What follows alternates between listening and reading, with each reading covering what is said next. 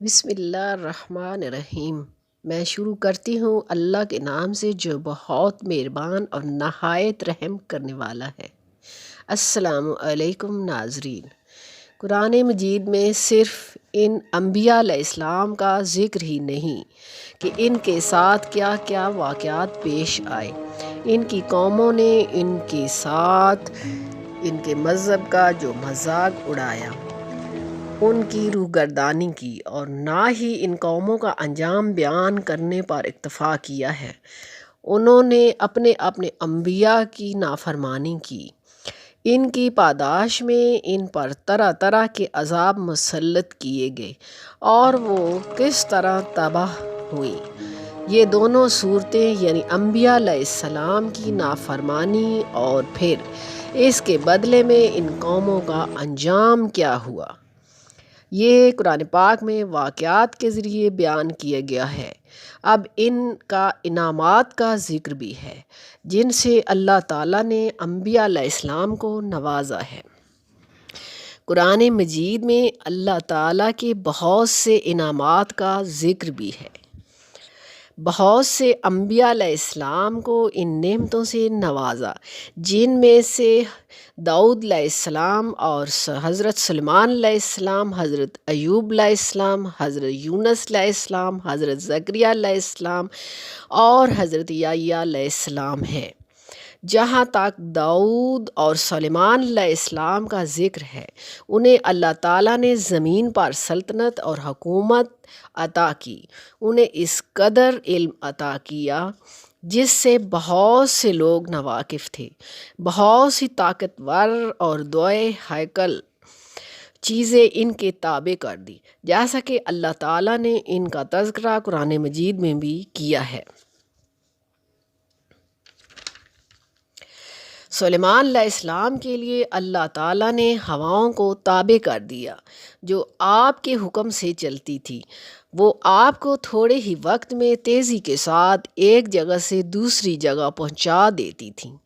اس کے علاوہ اللہ تعالیٰ نے جنوں اور سرکش شیطانوں کو بھی آپ کے تابع کر رکھا تھا۔ وہ آپ کے سماجی تعمیراتی منصوبوں کو مکمل کرتے تھے۔ حضرت سلیمان علیہ السلام کی ذہانت اور مشہوری یہاں سے شروع ہوتی ہے۔ حضرت سلیمان کی ذہانت کی مشہوری اس وقت ہوتی ہے جب آپ کے والد محترم داؤد علیہ السلام کے پاس ایک مقدمہ آیا۔ آپ نے اس کا فیصلہ سنا دیا، لیکن حضرت سلیمان علیہ السلام نے اپنے والد کے فیصلے کو درست نہ سمجھا اور اس میں اصلاح کر دی۔ وہ مقدمہ کچھ اس طرح تھا کہ ایک قوم کی کھیتی اور انگور کی بیل تھی۔ جب وہ نشوونما پانے لگی تو دوسری قوم کی بکریاں اس میں داخل ہو گئیں اور انہوں نے اس انگور کی بیل کو نقصان پہنچایا۔ کھیتی والے یہ مسئلہ لے کر حضرت داؤد علیہ السلام کے پاس آئے اور آپ نے یہ فیصلہ فرما دیا کہ جس کا نقصان ہوا ہے اسے معاوضے کے طور پر یہ بکریاں دے دی جائیں۔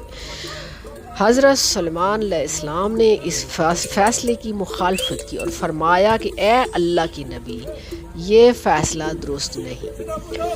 حضرت داؤد علیہ السلام نے یہ فرمایا کہ آپ یہ کھیتی یا انگور کی بیل بکریوں والے کو دے دیں اور وہ اس کی دیکھ بھال کرے، اس کی پرورش کرے یہاں تک کہ وہ اپنی پہلی حالت میں آ جائے۔ بکریاں اسے دے دیں جس کا نقصان ہوا ہے، وہ اس سے فائدہ حاصل کرے، اور جب کھیتی درست ہو جائے، اپنی اصلی حالت میں آ جائے، تو کھیتی والوں کو کھیتی دے دی جائے اور بکریوں کے مالک کو بکریاں واپس کر دی جائے۔ اس فیصلے کو اللہ تعالیٰ نے بہت پسند فرمایا۔ قرآن حکیم نے ایک بہت ہی حکمت والا قصہ بیان کیا ہے جس سے حضرت سلیمان علیہ السلام کی حکومت واضح ہوتی ہے کہ آپ کس طرح حاضر دماغی اور روشن خیالی سے امور سلطنت سر انجام دیتے تھے۔ اس واقعے سے یہ بھی معلوم ہوتا ہے کہ اللہ تعالیٰ نے کس طرح دنیا آخرت کی بھلائیاں آپ کے مقدر میں جمع کر رکھی تھی۔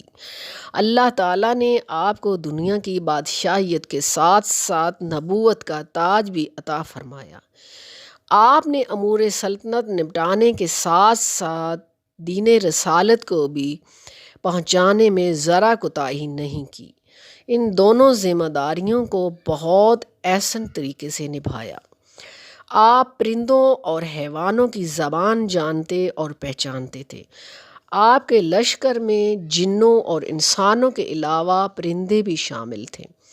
ان مختلف قسم پر مشتمل لشکر کو آپ نے اس انداز سے کنٹرول کیا کہ وہ ایک مکمل نظام سے منسلک نظر آتے تھے۔ اسی میں ایک چیونٹی کا واقعہ ہے۔ وہ یوں کچھ ہے کہ آپ چیونٹیوں کی وادی سے گزر رہے تھے۔ ایک چیونٹی کو خطرہ محسوس ہوا کہ حضرت سلیمان علیہ السلام کی فوج کے گھوڑے اپنے پاؤں سے اسے اور اس کے قبیلے کو ختم نہ کر دیں اور ہماری اس ہلاکت کو حضرت سلیمان علیہ السلام اور ان کی فوجوں کو علم نہ ہو۔ اس خطرے کے پیش نظر اس چیونٹی نے اپنے قبیلے اور خاندان کو بلوں میں جانے کے لیے کہا۔ سلیمان علیہ السلام اس کی یہ بات سمجھ گئے۔ چیونٹی کی اس بات سے آپ ناراض نہیں ہوئے اور نہ ہی غصہ کیا۔ اس سے یہ کیوں کہا ہے کہ حضرت سلیمان علیہ السلام کو ہماری ہلاکت کی خبر بھی نہیں ہوگی، بلکہ اس کی اس بات سے آپ کو مزید اللہ تعالیٰ کی تعریف اور شکر ادا کیا اور یہاں تک کہ ذات باری تعالیٰ نے اسے کس قدر نعمتوں سے نوازا ہے۔ آپ نے شکر کے ساتھ ساتھ نیک اعمال کرنے اور اللہ کے نیک بندوں کے راستے پر چلنے کی دعا بھی کی۔ ناظرین، اسی کے ساتھ میں اجازت چاہتی ہوں۔ اگلی ویڈیو تک اللہ حافظ۔